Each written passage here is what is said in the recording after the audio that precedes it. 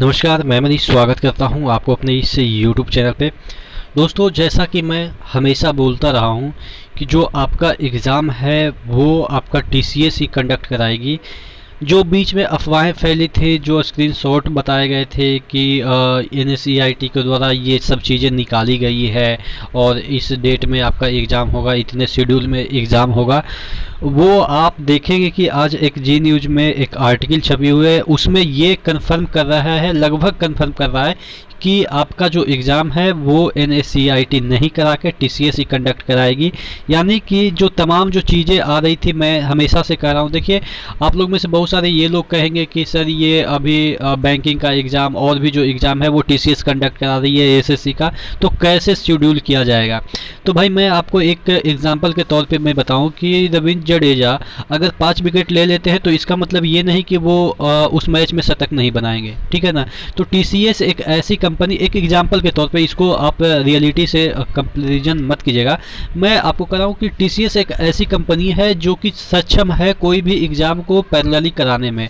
और इसको मैं एक जो एनएसईआईटी में एक बंदे हैं, उन्होंने मुझे कमेंट भी किया है कि सर ये जो फर्जीवाड़ा ये जो स्क्रीनशॉट वायरल हो रहा है वो सही है कि एग्ज़ाम होंगे, लेकिन वो ग्रुप डी के एग्ज़ाम के संदर्भ में बात नहीं है। वो राजस्थान के कुछ एग्ज़ाम है उसके संदर्भ में वो स्क्रीनशॉट है, वो शेयर की जा रही थी और वो उसी में काम करते हैं। आप अगर कहेंगे तो उनका कमेंट भी मैं दिखा दूंगा।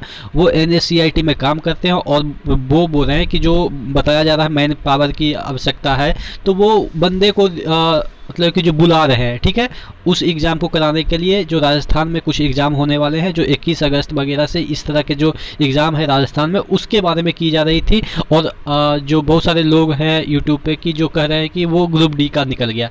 भाई ऐसा नहीं है कि उसमें कुछ लिखा गया था कि ग्रुप डी। तो इस आर्टिकल में क्या लिखा गया है वही सब तमाम मुद्दों पर बात करेंगे। इससे पहले वीडियो शुरू हो, आपको भी पता है कि टेक्स्ट बुक आपके लिए लाया है ईयरली और आपके लाइफ टाइम पासेस। अगर ईयरली पासेस खरीदना चाहते हैं तो ये वाला चीज़ें आपको 269 में मिल जाएगी, और अगर लाइफ टाइम के लिए चाहिए तो 449 में मिल जाएगी, बशर्ते कि आप coupon code ER Manish use करते हैं। यहाँ पे तकरीबन 23,000 प्लस मॉक टेस्ट मिल जाएंगे 370 प्लस एग्ज़ाम के लिए। तो आपको मैं बताऊं कि ये इंडिया का सबसे बेस्ट प्लेटफॉर्म है जहां पे आप अपना मॉक टेस्ट लगा सकते हैं। तकरीबन एक मॉक टेस्ट को 2-2, 2.5 लाख लगाते हैं, तो आप कहां पे उन सभी के बीच लाई करते हैं आप समझ पाएंगे, ठीक है। तो नीचे डिस्क्रिप्शन बॉक्स में लिंक चेक कर लीजिएगा, क्योंकि यहाँ पे रेलवे, एसएससी सभी के मॉक टेस्ट आपको एक ही पास में प्रोवाइड कर दिए जाएंगे। तो मैं बात कर रहा था ये आर्टिकल की, तो ये आर्टिकल पे हम बाद में आते हैं। पहले मैं आपको और बता देता हूँ कि जिससे कि आपको क्लियर हो पाए कि जो आपका एग्ज़ाम है वो एनएसईआईटी नहीं लेगा। बहुत सारे जो आप कह रहे थे कि जो बैंकिंग का एग्ज़ाम है, बैंकिंग के एग्ज़ाम में शेड्यूल कैसे निकालेगा, तो भाई एक मैं आपको सीधे तौर पे समझाने की कोशिश करता हूँ जिससे आप समझ पाएंगे कि कौन एग्ज़ाम लेगा। जो आपका मॉडिफिकेशन लिंक आया था जिसमें कि बहुत सारे बच्चे का फॉर्म रिजेक्ट हो गया था आरआरसी ग्रुप डी में। आरआरसी ग्रुप डी में बहुत सारे लोगों का फॉर्म रिजेक्ट हो गया था और मॉडिफिकेशन लिंक दिया गया था आपको फॉर्म चेक करने के लिए कि आपका फॉर्म एक्सेप्ट हुआ है या नहीं हुआ है। वो 1 से 1.5 साल पहले आया था। तो ऑब्वियस है कि जो आपको लिंक प्रोवाइड किया होगा वो कंपनी ही प्रोवाइड किया होगा, आरआरबी तो करेगा नहीं, क्योंकि आरआरबी तो टेंडर ही निकाल दिया कि आपको जो भी करना है आप खुद करो, ठीक है। तो ये जो आपका आरआरसी का जो मॉडिफिकेशन लिंक है या एप्लीकेशन स्टेटस का जो लिंक है वो आपको 1.5 साल पहले बताई गई थी। अब इसका मतलब ये हुआ कि जो कंपनी है वो 1.5 साल पहले ही फाइनल हो गई होगी। तो 1.5 साल पहले अगर एनएसईआईटी फाइनल कर दी गई होती, एक एग्जांपल के तौर पे हम मान लेते हैं कुछ देर के लिए कि एनएसईआईटी करा रही है, तो अगर 1.5 साल पहले वो ये समझ पाया कि हाँ इतना इतना हो गया, इतना का फॉर्म एक्सेप्ट हो गया, तो अभी तक वो एग्ज़ाम कंडक्ट क्यों नहीं करा रहा था। 1.5 साल तक वो कुछ बड़ा एग्ज़ाम तो कंडक्ट कराया नहीं, उसके पास सिस्टम भी खाली हो गए। आप कहेंगे कोरोना तो चलो 1.5 साल से क्या 2 साल से चल रहा है, तो उस दरमियान टीसीएस के तो बहुत सारे एग्ज़ाम हो गए, तो एनएसईआईटी के क्यों नहीं हो सकते हैं। टीसीएस के लिए कोरोना नहीं था क्या, एनएसईआईटी के लिए कोरोना है, तो यानी कि 1.5 साल में वो कुछ ना कुछ तो ज़रूर किया होता अगर उसके पास टेंडर होता तो, ठीक है। अब कहेंगे कि ये आपका एग्ज़ाम से चीज़ें हैं वो कोर्ट में चली गई। भाई कोर्ट में चली गई, कोर्ट ने ये तो कभी नहीं बोला कि आप एग्ज़ाम ही मत कराओ, उसका अगर ये तो कोर्ट ने कभी नहीं बोला कि एग्ज़ाम ही मत कराओ, तो आप कहेंगे कि कोर्ट में कोई भी केस चला जाता है तो क्या एग्ज़ाम होती है? भाई ऑब्वियस होती है। हम ग्रुप ये बिहार एसएससी का मेंस दिए हैं और उसमें कोर्ट कही है कि आप मेंस सब चीज़ ज्वाइनिंग वगैरह करा लो और कोर्ट में केस चलता रहेगा। जब उनको मतलब कि जीत होगी अगर, तो उनको भी दोबारा से एग्ज़ाम करके उनको भी रिक्रूटमेंट की जाएगी। तो कोर्ट ये कभी नहीं कहता है कि हम कोर्ट में केस है तो आप एग्ज़ाम ही मत कराओ। तो ये जो लॉजिक है कि कोर्ट में चली गई इस वजह से डिले हो रही, तो ये कोई लॉजिकल चीज़ें नहीं है।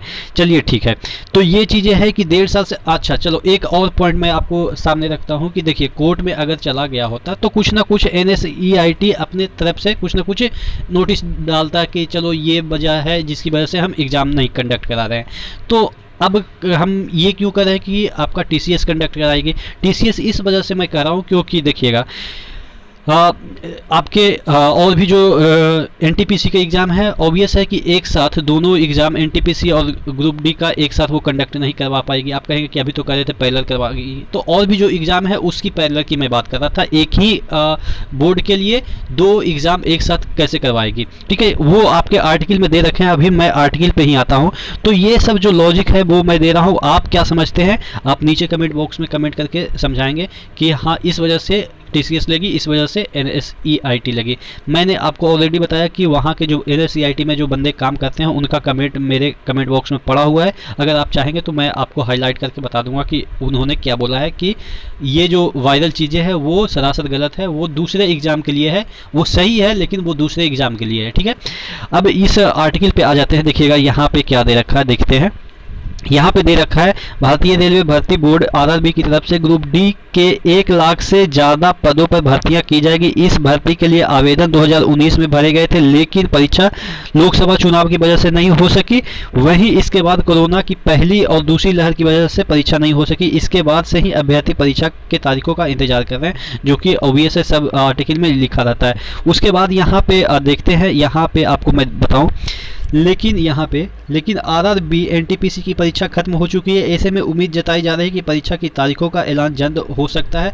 अब जल्द हो सकता है तो आगे के जो पॉइंट है उसमें आप समझिएगा कि क्या दे रखा है। देखिएगा यहाँ पे दे रखा है कि बोर्ड के सूत्रों की मानो तो ग्रुप डी की परीक्षा को लेकर सभी तैयारियां पूरी कर ली गई है। अगर सब कुछ ठीक रहा तो सेंटर NTPC के CVT 1 परीक्षा हुई थी उसी सेंटर पे आपके ग्रुप डी की परीक्षा कराई जाएगी। अब देखिए, वही मैं बोल रहा था ना, हमेशा से मैं बोल रहा हूँ कि मैं हमेशा अभी भी कायम हूँ कि TCS ही कंडक्ट कराएगी, क्योंकि यहाँ पे देखिएगा ये लिख रहा है कि CVT 1 की परीक्षा जिस सेंटर पर हुई थी उसी सेंटर पर ग्रुप डी की परीक्षा। तो ऑब्वियस है जो CVT 1 हुआ था वो TCS के पास हुआ था, तो TCS के सेंटर पे कोई NSEIT वाला तो एग्ज़ाम कंडक्ट कराएगा नहीं कि भाड़े पे दे दो हम कंडक्ट करा ले हैं तुम्हारे सिस्टम से। तो ऐसा होता नहीं, क्योंकि उसके पास ऑलरेडी बहुत सारे एग्ज़ाम पेंडिंग पड़े हुए हैं इसके पास, TCS के पास। तो ऑब्वियस है अगर उसी सेंटर पे होने हैं तो TCS ही कंडक्ट कराएगी।